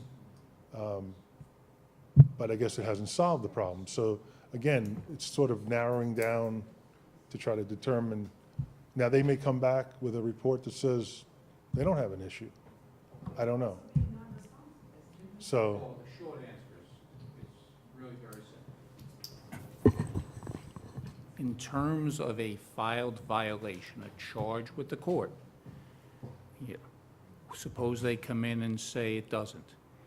He said, she said, black, white. Testimonial evidence is sufficient, if persuasive, to satisfy a court beyond a reasonable doubt, even if there are two witnesses who give conflicting testimony. It's a question of fact for the court and/or a jury to resolve. So John can't, answer that question. You can't properly pose that question to him. If it's before the court, there's a burden of proof. The witnesses testify, the judge and/or the jury makes a decision. It can be sufficient on one day and insufficient on another. Once the violation is filed, it's up to the court to resolve the violation. Okay, so, but an affidavit from a resident, Is not sufficient. An affidavit is sufficient to support the charge. It's not independently admissible. If Aloof pleads not guilty, there's a trial, there's testimony, and a court is able to resolve conflicting testimony based upon the independent credibility, the respective credibility of a witness. People have to be willing to step up and not only sign a supporting deposition, but actually to testify if and when it's called to trial. If they don't, it doesn't work. that's what I wanted to know. I wanted to know if there was actually a way that something could be done. It can be if the residents in that area are willing to step up and go to court and testify, and then the judge still has the jurisdiction to And- say, they're saying this, you're saying this, I believe them, or I believe you. And somebody will file a charge, and that charge will state a given date or a relatively narrow range of dates. And the fact that a smell and odor is not sufficiently obnoxious, whatever the standard is, on one date doesn't mean on another date that it might not be, and vice versa. Charges have to be fairly narrowly drawn, and that's what's tried. So, I don't know. Okay. Given date. Yeah, thank you. So, I'm fine with that. The only question is, can we just keep following up with the DEC? Because, again, everybody's main concern really has to be what's in that smell. Correct. So, thank you, John. John, one quick question. The summons is issued to this time. When are they admissible? What's the court date? When do they have to answer by? September 15th. I know. September 15th? The court doesn't meet in August. So the court date is September So they 15th. set the schedule, that's correct. All right. Having made my own odor complaint on that, I'm happy to testify as well. There were a number of other comments raised. I'm just looking at my list to see if there's anything that I can easily respond to. I will say, apropos of the question of our wonderful sidewalk project on Middletown Road and Pearl River, that I was just talking with our highway superintendent about it. We have a poster on the wall over here, which I encourage people to take a look at. Attached to that poster is an estimated timeline for the activities ranging from engineering through construction over the next couple of years. And I will work with Jim Dean to have a time when we can have a presentation and an update on that project at a time that makes sense. So that will be advertised on the town board agenda for upcoming meeting. But I encourage anybody who's here, is curious about it, take a look at that picture. And if Jim's available after the meeting, he can certainly answer questions, and I could do my best to do that as well. I do endorse the idea of having land use board meetings in a place where they can be televised. I've tried to encourage that in various ways, as people know, and we certainly are lucky to have television in this room. Maybe when we get our new town hall built, we'll have capability for the land use boards as well.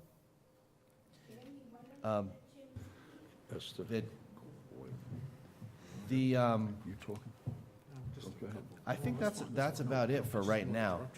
I do, thank you for that. I just want to reiterate what Tom said as far as engaging on the code review process specific to the manufacturing of BTX. And I've said all along, the manufacturing of BTX should be prohibited. It has ended up getting complicated in various ways, and it is unfinished business. And as we move forward, where we can with town code revisions, where we can really see it and it makes sense, we do that. And some are basically more complicated than others. And I respect the diligence of the town board and also the members of the community who have raised this issue. And maybe we should go back to the simple first proposal and just pass that. But I think it is something that we need to keep working on for sure. Paul? Just two quick things. Someone had asked about the community block grants. The only thing, since I've been on the board, that we got community block grants for, and you can correct me if I'm wrong, was Dowling Gardens. Dowling Gardens got CDBG money, about $10,000 for senior programming for people with Alzheimer's. Right, so as far as I know, since I've been on the board, there could be something different before then, but I think it was just, we applied for a bunch, but the only ones we ever get was for something for Dowling, for something for Alzheimer's, right? Through the years, all right, in terms of the demographics for Orangetown, there's good news and bad news. The good news is we got a great town.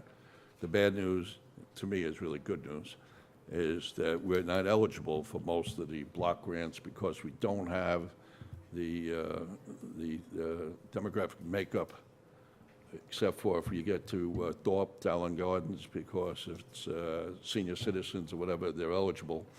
And Nyack may have gotten some small amounts. But sidewalk in projects. the time that I've been here, Orangetown gets like $10,000, $15,000, and Ramapo gets $600,000 for sidewalks, and somebody else gets some other nonsense. To me, the whole program is a scam. That I dead set against it. I agree with the county executive Astorino and what he's doing over in Westchester, dealing with it. It'd be fine by me if they ended the whole program. Okay,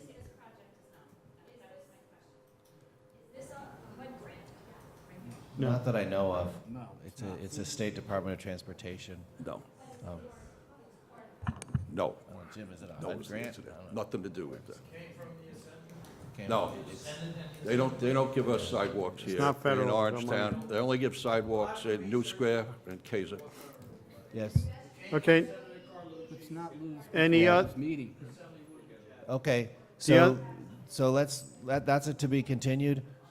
Any other Yeah, I comments from had- town I board had one members? We more. get back to our agenda. one more. Andy, we had money left in the fund we had from the television, that we put the television in here from. Maybe we could see if we can spend some of that money to put the televisions down at the land use board building. I So think they have it's their own technically system. possible to actually, Anthony, correct me if I'm wrong, produce video of the land use board meetings from our television studio here. Is that true or not? Nah, sort of, not quite. All right. We can investigate that, Paul, too. Partly it's a technical problem, and partly we just have to be thankful for David Chilson. He's a volunteer who has taped all of our meetings for the most part, with Anthony and Matt stepping in when necessary. So the volunteer time is also a resource that we need to have Okay. when we talk about increasing the number of Because meetings. I know there was money left in that fund, which came from the Yeah, cable there's money television. for further improvements, for sure. So maybe we Absolutely. can use it to put TVs down there. Just a few things, aloof. I live in Blauvelt as well, and there's times you smell it periodically, depending where you are, and, over the years, it's, not that it helps any, but it's gotten better. It's gotten better. I would say, from my experience, keep a book indicating the times that you smell it and the times that you see it. I found that usually when you keep something on paper and if you're so inclined to step up and testify in court, and you bring something in that's in chronological order, you wind up doing a lot better and you're a lot more believable. We did talk about the town code and updating it and looking for money to do something with that. I agree. I don't see any reason why. I mean, if everything's set up here, it's actually more comfortable here than down at the Orangeburg site for the meetings. There's no reason why this building can't be open for meetings. And that's pretty much it. I mean, the trails, I don't even want to open that up again. But what we'll do is, we'll see where that goes. And as far as I know, with talking with Andy, I never, there was nothing that was going. I guess my question that I tried to get in is that if you're starting on the trail in Jersey and you're going into Clarkstown, can you go from one place to the other without using an Orangetown trail? Can you continuously? For hikers? Well, for anybody, will the trail go?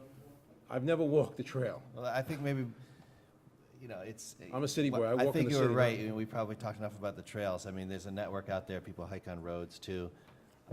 Yeah, I'm just looking to say, I mean, if you start in Jersey and you wind up going to Clarkstown on this trail, do you have to go through Orangetown's park trails? Or is there a way to circumvent that? You want to know what bicyclists do?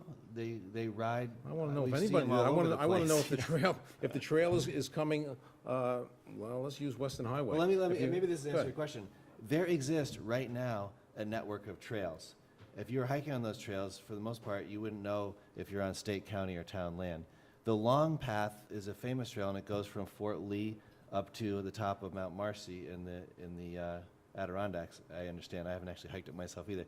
So there are these networks of trails, and they do cross town borders. Sometimes they divert onto a road for a little ways. And as we know from bicyclists are run all over the place on their bikes all the time. So you can be in the woods and not know what trail you're on, or what town you're in, town park, or any other park. Unless, I guess, you're really paying close attention with the GPS. It's and stuff easier like on that. a golf course, you have a little, okay, that's it. So there really are, it's a marvelous network of trails, and just note also the Appalachian Trail, which goes from Georgia to Maine, crosses over Bear Mountain. And because we do have a Journal News reporter in the room right now, and his colleague, Alex Taylor, who used to report regularly from Town Hall, is currently doing a hike all the way from Georgia to Maine, and just went over the top of Bear Mountain, which is a pretty impressive feat. Hopefully he'll make it all the way to Maine before it snows. Now, should we go on with our town agenda? Yes. There's a number of items here, and I also, before we finish, don't let me forget, I wanted to have the town board meet briefly with our town attorneys on a personnel and a kind of grievance issue related to a position in the building department. Number 8 is the authorization of the renewal of a lease on the cell tower on top of Town Hall, boosting the rent by 3%. I'll make a motion for this. Do I have a second? From Batari, all in favor say aye. The ayes have it. Number 9 is a tax certiorari, and these were discussed last week, so there's probably no reason to go into depth, but there's a couple of tax certiorieries here. Do I have a motion to approve number 9? Over here, maybe? Moved. Moved from Divany, second from maybe Valentine. All in favor say aye. Unfortunately, we're not looking at big numbers. Number 10 is tax cert, Emil Electric Company. Do I hear a motion from this? Maybe from over here. Batari, second from Troy. All in favor say aye. Thank you, Dennis. Okay, so this is actually kind of a minor zoning matter, which if people come regularly to town board, they'll know that there are a few residences in the Pearl River area which are in a commercial zone, but they're really kind of a residential zone. And a number of the applicants have applied to. But this to have them. property was originally in an R15 zone. They rezoned it to CO, so he bought, or when they built the house, it was R15, residential 15. They redid the zoning map, and this house was included in that new zone. This just reflects that it should never have been put into that zone to begin with, so. It's a residential house and it should be in a residential All zone. right. Thank you for that So I'll make that- clarification. So Tom, would you like to make a motion to accept their petition to amend the Yep, zoning? let's accept the Second from petition. myself, all in favor say aye.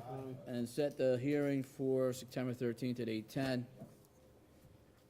I'll make a motion. Just note that we accepted the petition and declared our intent to serve as lead agency and are referring it out to the various agencies. And then number 12, Divany is on a motion, second from Batari. All in favor say aye. So we've set the hearing for September 13th. That's that for now. Number 13 and 14 are both grants that we've discussed previously. This is work that we're doing with Sylvia Welch and with the Highway Department. The first one has to do with culverts on Route 303. No. Question. Do you have a question? Any strings attached to any of these grants applications? The string is that the town has a 25% match. There's and no it's other- usually it's through Nothing else? in-kind work by the Nothing Highway else, Department. HUD, nothing else? We're not aware of any negative strings attached. I don't like that answer. Do we know if there's strings attached, or do we don't know there's strings attached? Well, it's, It could be part of, going out for the grant, going for the grant itself, you can find whatever else before you the take the question grant. is, are there strings attached by the federal government? No, I agree. This is the New York State Department of Environmental Protection Estuary Management Is there Grant any Program. state strings attached? The guy, Jimmy Dean, Yeah, I'm not sure. I mean, every grant comes with a series of contractual agreements with the state that's financing it, and we have to jump through a lot of hoops. So it's never for free. If there's a specific string that you're worried about, Any requirements on the town if we accept this money? Besides having to I contribute think that 25%? the requirement is that we only get the money if we actually do the work and show that we're in compliance with our plan that was funded. And that's the way grants work. No, I know, They don't but, give I away the mean, money that's without. what they thought in Westchester, but that wasn't exactly the case. I think that was a housing, a But I'm federal just housing related asking, thing. yeah. are there any requirements regarding anything besides having to put in 25%? Certainly the minority and women-owned business requirements in terms of who performs the work. That's it. Those type of things. The resolution authorizes the supervisor to apply for the grant, not necessarily to accept the grant. Okay, I like that, John. But from now on, when we apply for grants, I want to know what the strings are, if any, attached to us accepting them. Not, I don't think so, or it doesn't appear to be. We need to know what we're accepting. Number 14 is also a state grant for water quality, and this specifically has to do with paying for a facility at the Highway Department to recapture salty water. Did And you vote on 13? I'm sorry, did we not vote on 13? I'll make a motion for number 13, the culvert grant application. Do I have a second? From Batari, all in favor say aye. Number 14 is the salt brine recapture facility, a similar project and a similar state funder. I'll make a motion for that. Do I have a second? I'll second. From Paul Valentine, all in favor say aye. The ayes have it. Thank you very much for that, and to the Highway Department and Finance Department for working on these things. They do create a lot of paperwork. I think that's the main concern, but it is money that we wouldn't otherwise have. Number 15 is authorizing Police Officer Michael McDanis to attend field training officer course in Broome County. Moved. Moved from Divany, second from myself. All in favor say aye. Number 16 is authorizing Detective Daniel Ryan to attend the basic juvenile investigator training. Jerry, would like to move this? Second from Dennis Troy. All in favor say aye.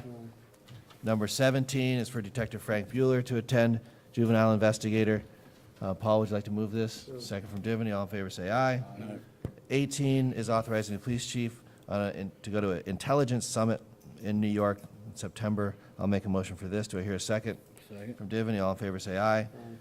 Number 19 is the appointment of Claire Tracy for police radio dispatcher probationary status in the police department. Moved. Moved from Divany, second from Batari. All in favor say aye. Number 20 is permission for Sergeant Anthony Palazzolo to go to a conference in Salt Lake City in September. And I'll make a motion for this. Do I hear a second? Second. From Dennis Troy. Thank you very much, Dennis. All in favor say aye. Number 21 is authorizing the receiver of taxes to impose a fee for return checks. Moved. Moved from Divany, second from myself. All in favor, say aye. I have a question on that. Why wouldn't we be doing that all along? Is our receiver here? Yeah. Um, Well, the bank does. Yeah. They charge us. Yes. So this- And presumably, We'll we'll just pass get made- that along. This is on top of that. We're being made whole. That's absurd. All right, we'll vote for it then. I think we already voted for this, actually. All right, let's go. Charlie, we voted on 21, right? I got. Okay. Number 22, this is the adoption of the base proportion in the tax roll, or the assessment roll, which was discussed last week as well. Do I hear a motion for this? Move. Move from Divany, second from Batari. All in favor, say aye. The good thing is it's quite stable overall. It's no big change between homestead and non-homestead. 23, this is the use of the showmobile by the Piermont Police Athletic League for their music festival on September 8th. I'll make a motion for this. Do I hear a second over here? Maybe Paul Valentine. All in favor, say aye. Number 24, this is the showmobile for the Sons of Italy Italian Feast. Moved. Moved from Divany, second from Dennis Troy. All in favor, say aye. I should have given that to Jerry. Number 25 is approval of one-year contract with Johnson Controls for the heating and air conditioning. And I'll make a motion for this. Do I hear a second? Jerry? All in favor, say aye. Number 26 is the surplusing of old parks equipment, and there's a list of the items here, which will be auctioned off for parts or whatever they're good for. I'll make a motion for this. Do I have a second from Jerry Batari? All in favor, say aye. The ayes have it. Number 27, this is our Stefan Muno in the Highway Department attending the American Public Works Association International Expo in August at no cost to the town. I proudly make a motion for this, encourage that leadership that he's showing. A second from Paul Valentine. All in favor, say aye. Aye. The ayes have it. Number 28, this is the bid for a purchase of a new heavy-duty truck for the Highway Department, and it's in the amount of $306,000, $471. I'll make a motion for this. Who wants to make a second? Jerry, all in favor, say aye.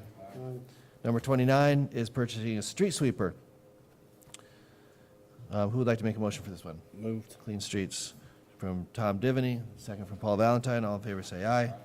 And thank you to our Highway Department for doing smart shopping and getting the equipment we need.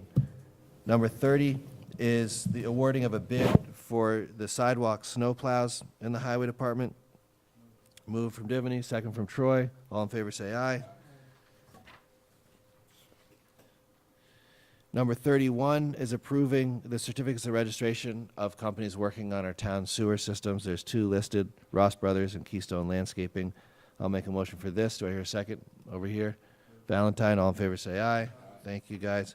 Number 32, these are a couple personnel items. Number 32 is the establishment of the position of the seasonal clerk, which replaces the part-time clerk in Parks and Rec. Again, these were all discussed last week. I'll make a motion for this. Do I have a second over here from Batari? All in favor, say aye. Number 33, appointing Leslie Doran for clerk seasonal in Parks and Rec. Dennis, would you like to make a motion? Second from Batari. All in favor, say aye. Number 34, appointing Lisa Hastings to court clerk, Justice Department, to replace Maureen McGrath, who recently resigned or retired. I'll make a motion for that. Do I hear a second? Second from Valentine. All in favor, say aye. The ayes have it. Number 35. This is a minor correction on an earlier resolution when we established the position of the deputy town clerk. And there's a small clarification in that resolution. I'll make a motion for this. Do we have a second over here from Divany? All in favor, say aye. Number 36 is authorizing a contract with Coventry Healthcare to provide the town with managed care services for workers' comp cases and related matters. Move from Divany, second from myself. All in favor, say aye. Number 37 is Similarly, approving a memorandum of agreement with the CSEA Employee Benefit Fund for the purpose of providing retirees with vision coverage at the retired employee's own expense. So it enables them to participate in the plan. I'll make a motion for this. Do I have a second? From Batari, all in favor say aye. The ayes have it. Number 38, is appointment of Ellie Fordham as permanent in the Environmental Management Engineering Department. I'll make a motion for this. Do I have a second? Over here, Divany. All in favor say aye. Number 39, these are documents received and filed in the town clerk's office, and it lists several. I'll make a motion for this. Dennis, would you like to make a second? All in favor say aye. We have an audit tonight, which our finance director is passing out. He provides us with a review, and the town approves that separately. We have a number of memorializations at the end of the agenda, and like I said before, I had planned, and Teresa, sorry, Esther, we're having a meeting right now. Thank you. Thanks for mentioning that. We're going to need correct spelling on that, if you don't mind. Thank you, Dennis. Jeff? The audit for tonight's meeting consists of 4 warrants for $2.1 million. First warrant consists of 63 vouchers for $189,000 and was for utilities. The second warrant consists of 200 vouchers for $128,000 and was for Medicare reimbursements. The third warrant consists of 2 vouchers for $43,000 and was for emergency force main repairs. The fourth warrant was 431 vouchers for $1.7 million. Items of interest, number 2 and 3, applied golf contracts. Number 5, Capasso, $48,000 for recycling. Number 9, CSEA Employee Benefit Fund, $28,000 for dental benefits. Number 11, Gemrose, $174,000 for the Pearl River Sidewalk Revitalization Project. Number 12, GHD Consulting Services, $20,000 for sewer studies. Number 13, Global Montello, $23,000 for fuel. Number 17, Department of Civil Service, $643,000 for healthcare. Number 18, Argento and Sons, $65,000 for Park Capital as a blade rake, which was bonded. Number 23, SMK Home Builders, $28,000 for escrow releases. Number 24, the Comptroller, $31,000 for justice fines. Number 26, Tilcon, $101,000 for highway materials, also bonded. And number 28, Webster Ford, $59,000 for a police vehicle and a building maintenance vehicle, also from bonded money. Any questions on the audit?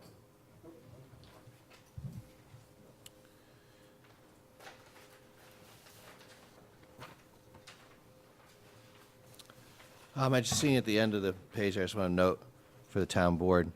I know I forwarded this to you, but Wilson Elser, our lobbyist, Alex Becky, is changing companies and has asked us to consider continuing our contract for governmental relations with the new group.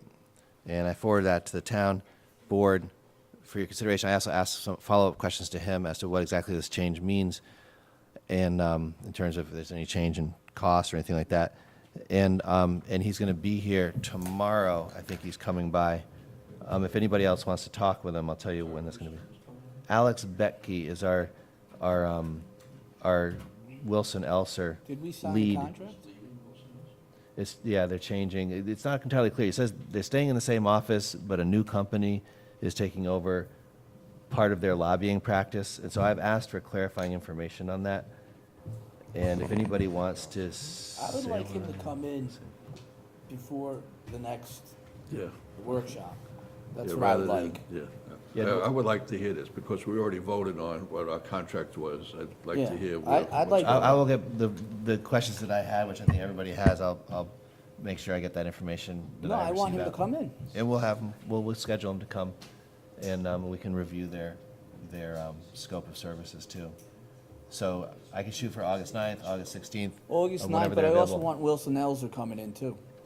So far, we haven't actually gotten a solicitation from them to keep our contract, so that's what I'm. But we I'm have a looking to get. contract with them.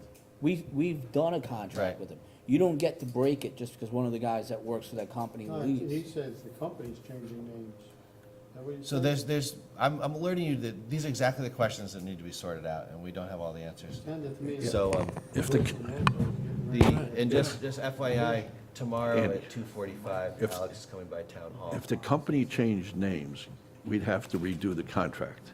That we would have to do, if the company changed names. If But we I were to agree with stay Tom. If we were to stay with Alex. No, I'm So just then saying, Wilson Elsa is still doing it. Alex apparently left Wilson Elser. You can't, He's maintaining the address under a different firm name and has solicited our business. Now, whether he's able to do that as between him and Wilson Elser, whatever their agreement is, that's between them. But before he can lobby on behalf of the town under the new entity, he has to have an agreement because of special lobbying regulations. So you can keep Wilson Elser. I think that's the firm with whom we have an agreement, as opposed to an individual member of Wilson Elser, in which case it continues through the end of December. Or you can, because it's a professional services contract, an attorney cannot force himself on a client. We're able to withdraw from that contract and sign with another entity, whatever is in the best interest of the town. right, but if Betke switched firms, we also need to know who is our lobbyist in Albany. Right. If he's no longer the lobbyist for Wilson Elser. Well, yeah, correct. I mean, right now, we have Wilson Elser, and if you want Betke, he's not with them anymore. Who is it? And if you want Exactly. Betke, you have to decide that, because when he sent the email, said he was leaving, he didn't say what he would charge. here's a question. That's my first question. Do we back have up. does anyone recall when we met with these guys? When was the most, 2.5, 3 months ago?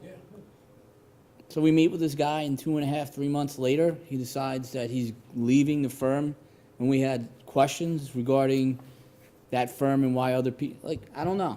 It doesn't leave a great taste in my mouth, the fact that he came in, we liked the guy, and then he leaves the firm that we signed up And they with. just had an exodus of other people. So, you know, that's, We need to know what firm he's going to, what their credentials are, what Wilson Elsers going to do, and what they're going to do for us, and who's they going to appoint for us. well, I think maybe it's beyond those firms now again.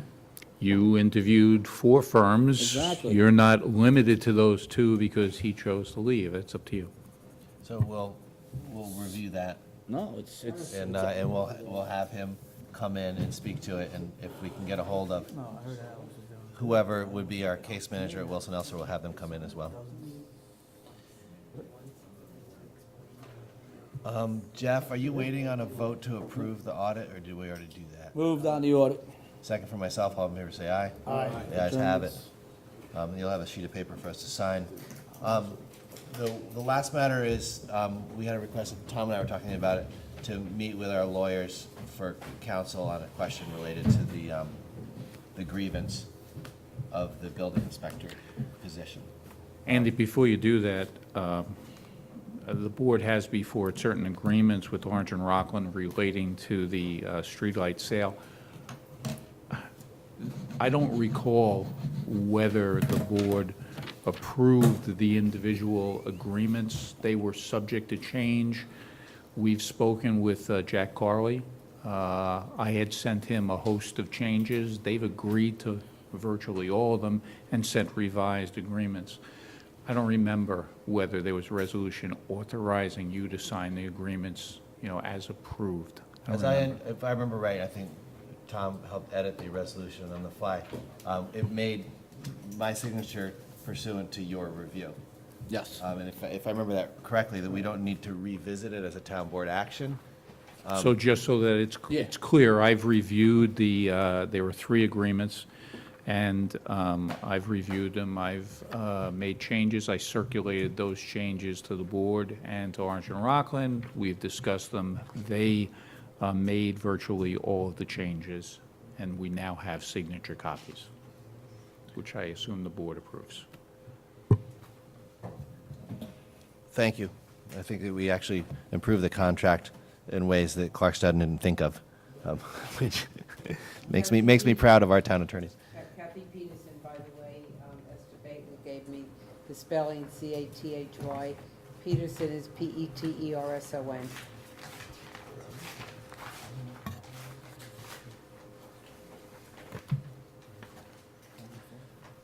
So we're gonna adjourn the meeting, but for an executive session, and we will not be doing any further town work, tonight after that. So tonight we're adjourning, not only in memory of the police officers killed in the line of duty, which Chief Nolte spoke to earlier, but in the memories of Kathy Peterson, Ann Wright, Josephine Sheridan, Grace Meyer, Angela Matee, Brendan Malley, and Marie Galley, and Jack Daly. And Mary Holt Moore. And Mary Holt Moore, who is not on this list. Marie Galley was a great employee with a great smile, had many years of service with Orangetown. So, Read the names. With any further comments from town board members at this time?